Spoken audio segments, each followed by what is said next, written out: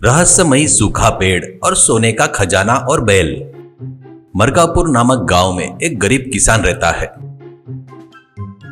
उसको पत्नी और 3 लड़के रहते हैं। पत्नी को मरे बहुत साल हो गए थे।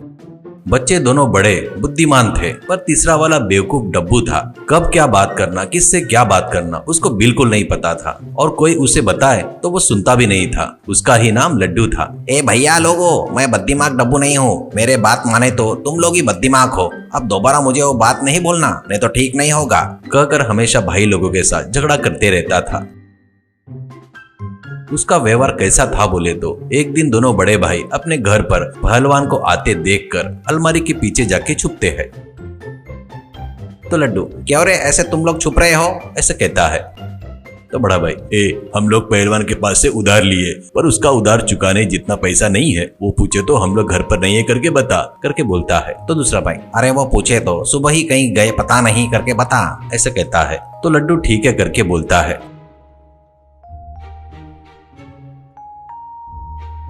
पहलवान आकर, क्या रे भाई, तुम्हारे भाई लोग कहाँ है? मेरे पास से उधार लेकर अभी 2 बोले तो नहीं दे रहे, करके बोलता है। लड्डू, मेरे बड़े भाई सुबह ही गए, कहाँ गए पता नहीं, ऐसा बताने को बोले जी, ऐसा कहता है। तभी पहलवान, बता करके बोले क्या?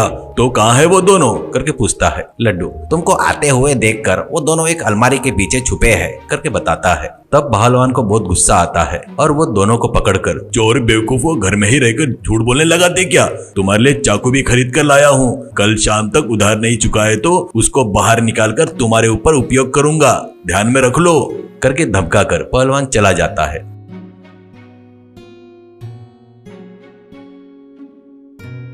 तब दोनों भाई लड्डू को पकड़कर गाली देते हैं। तो लड्डू, अरे हट, उसको मैं क्यों झूठ बोलूं? तुम लोग उधार लेकर उसमें मुझे मत घसीटो, करके कहता है। वो सुनकर दोनों भाई सिर पीट लेते हैं। कुछ दिनों बाद वो तीनों भाइयों के पिताजी मर जाते हैं। लड़के बहुत दुखी होते हैं। यही मौका है सोचकर दोनों बड़े भाई जायदाद पूरी आपस में बांट लेते हैं और छोटे वाले को कुछ भी नहीं देते करके बताते हैं। लड्डू, ये अन्याय है, पूरी जायदाद तुम लोग ही ले लिए तो कैसे? मैं नहीं मानता, करके बताता है। तो बड़ा भाई, तू बद्दीमाक बेवकूफ है, तेरे को कुछ भी दिए तो कोई फायदा नहीं, तू जायदाद को टिका नहीं सकता। हमारे पास वो दिमाग है, इसलिए पूरी जायदाद हम लोग ने ले ली है, ऐसा कहता है। तो लड्डू, हाँ, ये सब नहीं जमेगा, बोला ना मुझे भी कुछ जायदाद चाहिए, नहीं तो मैं नहीं मानूंगा, करके बोलता है। तब दोनों बड़े भाइयों को एक विचार आता है। छोटा भाई, तो इतना मांग रहा है तो तुझे एक बूढ़ा बैल देंगे, वही तेरा हिस्सा है, सोच कर जा, उससे ज्यादा तुझे कुछ नहीं देंगे, ऐसा कहता है। लड्डू, हाँ, ऐसे आओ ना रास्ते पर, बूढ़ा बैल हुआ तो क्या हुआ, वो भी जायदादी है ना, मैं उसे लेने के लिए तैयार हूँ, करके कहता है। तब बड़ा भाई, तू इस घर में कब तक भी रह सकता है, पर इस पर तेरा कोई हक नहीं रहेगा, ये तू कभी नहीं भूलना, ऐसा कहता है। लड्डू ठीक है कहता है। उस दिन से वो बूढ़े बैल को पाल रहा था। एक दिन लड्डू घर के आगे खड़ा रहता है तो दोनों कुछ तो भी बोरे में सिर पर रखकर जा रहे थे। लड्डू वो देखकर, ये देखो चाचा, तुम लोग कहाँ जा रहे हो और सिर पर रखे बोरे में क्या है, करके पूछता है। तब उनमें से एक व्यक्ति, ए लड्डू, पड़ोस के गांव में बाजार लगा है रे, इन बोरे में लहसुन है, उसको बेचने जा रहे हैं, तेरे पास भी कुछ है तो वहां पर आकर बेच, बताकर चले जाते हैं। तभी बैल चिल्लाता है। तब लड्डू, इसको चारा डाल डालकर मर जा रहा हूँ, इसको ले जाकर बाजार में बेचा तो थोड़ा तो भी पैसे आएगा, खर्चे के काम में आएगा, करके सोचता है। ऐसे वो उस बैल को लेकर पड़ोस के गांव के लिए निकलता है। रास्ते में जंगल पार करके जाना पड़ता था। वहां रास्ते में एक सूखा पेड़ हवा में हिलते हुए किरकिर की आवाज कर रहा था। लड्डू उस पेड़ के पास आते ही किरकिर की आवाज आती है। वो रुककर, क्या तू मेरे बैलों को खरीदेगा क्या, करके पूछता है। तब वो पेड़ फिर से किर किर किर की आवाज आती है। तब लड्डू, ठीक है पेड़, एक ही भाव है, भावबाजी नहीं होगी, बैल को 1000 रुपए में दे दूंगा, ले ले, ऐसा कहता है। तब पेड़ फिर से किर किर की आवाज आती है। लड्डू, क्या पैसा कल देगा क्या? ठीक है चलेगा, पर जुबान देकर मुकर गया तो बहुत गुस्सा आता है मेरे को, मेरी जुबान बोले तो जुबान है, ये देख बैल को तेरे पेट से बांध कर जा रहा हूँ, कल इसी समय पर आऊंगा, कहकर बैल को पेड़ से बांधकर चला जाता है।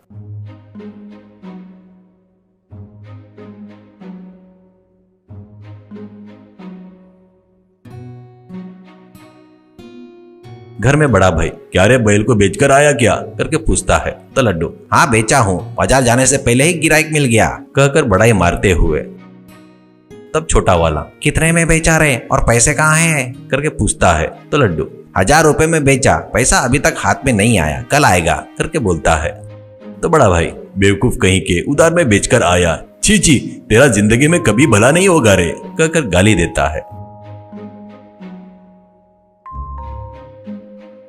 जंगल में पेड़ से बंधे बैल को एक शेर आकर खाकर चला जाता है।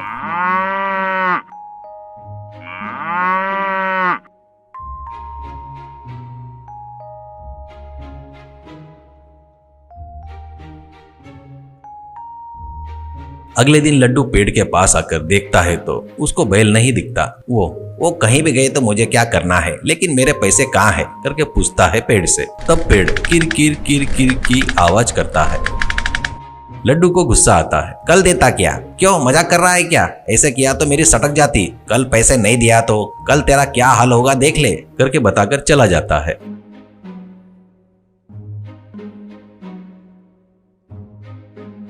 घर में बड़ा भाई क्या रे पैसे हाथ में आया क्या, गया सो काम हुआ कि नहीं करके पूछता है। लड्डू अभी तक नहीं मिला, कल देता बोल रहा है करके बोलता है। तब छोटा वाला इतना कि बैल को किसको बेचा रे करके पूछता है। तो लड्डू जंगल में एक सूखे पेड़ को बेचा करके बताता है। तब बड़ा भाई मूर्ख बेवकूफ कहीं के पेड़ को बेचता क्या रे करके दोनों मिलकर उसको गालियां देते हैं। लड्डू उस गुस्से से अगले दिन एक कुल्हाड़ी लेकर पेड़ के पास आता है और ए पेड़ कहाँ है मेरा पैसा दिया तो मैं चला जाऊंगा ऐसा कहता है। पेड़ फिर से हवा में हिलते हुए किर किर किर की आवाज करता है। तो लड्डू क्या फिर से कल आने को बोल रहा है क्या, तुमको कैसे सबक सिखाना मुझे अच्छे से पता है लो कहकर कुल्हाड़ी से उस पर मारता है। बस पेड़ नीचे गिरकर उसके जड़ों में से सोने के सिक्के बाहर निकलते हैं। वो उन सिक्कों को एक गठरी में बांधकर घर के लिए निकलता है।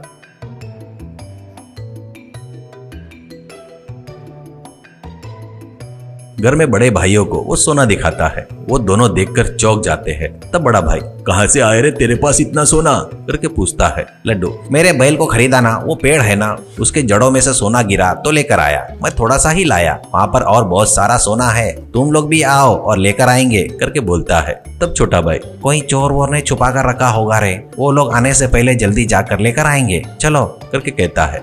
ऐसे तीनों लोग भागते हुए जंगल में आते हैं। वहां पर उस पेड़ के पास से सोने के 3 गठरियों में बांधकर घर के लिए निकलते हैं।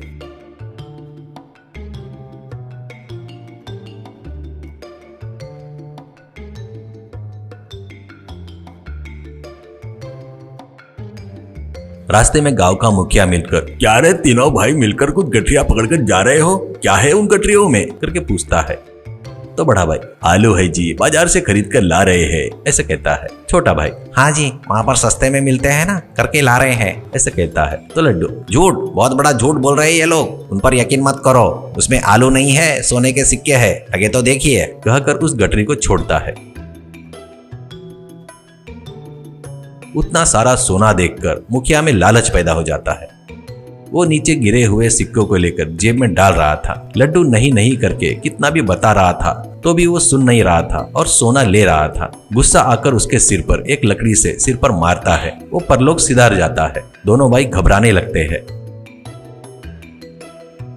बड़ा भाई ये क्या कर दिया रे बेवकूफ, गांव के मुखिया को ही ऊपर भेज दिया क्या, हे भगवान अब इस शव का क्या करेंगे करके घबराने लगता है। तो छोटा वाला वो देख एक छोटी सी झोपड़ी है ना, वहां पर उस शव को गाड़ कर अपने रास्ते से अपन चले जाएंगे ऐसे कहता है। ऐसे तीनों मिलकर उस शव को वहां पर गाड़ कर अपने घर का रास्ता पकड़ते हैं।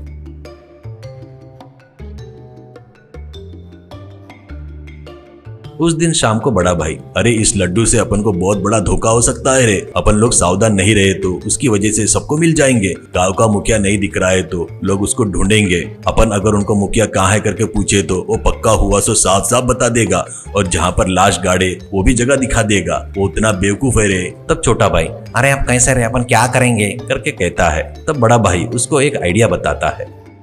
उस रात को वो दोनों मिलकर एक मरे हुए बकरे को लेकर उस झोपड़ी के पास जाते हैं। वहां पर गांव के मुखिया के शव को बाहर निकालकर उसकी जगह पर बकरे को रखकर ढक देते हैं।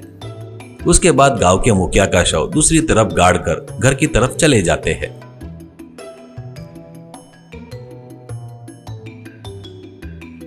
अगले दिन से गांव के लोग गांव के मुखिया को ढूंढना शुरू करते हैं।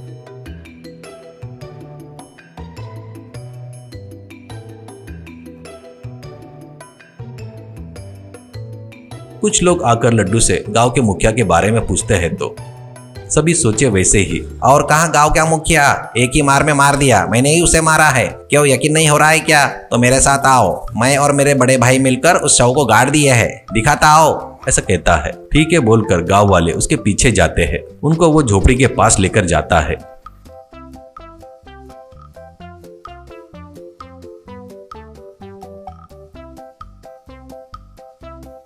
ये देखो, यहाँ पर खोदो, यहाँ शव मिलेगा, ऐसा कहता है।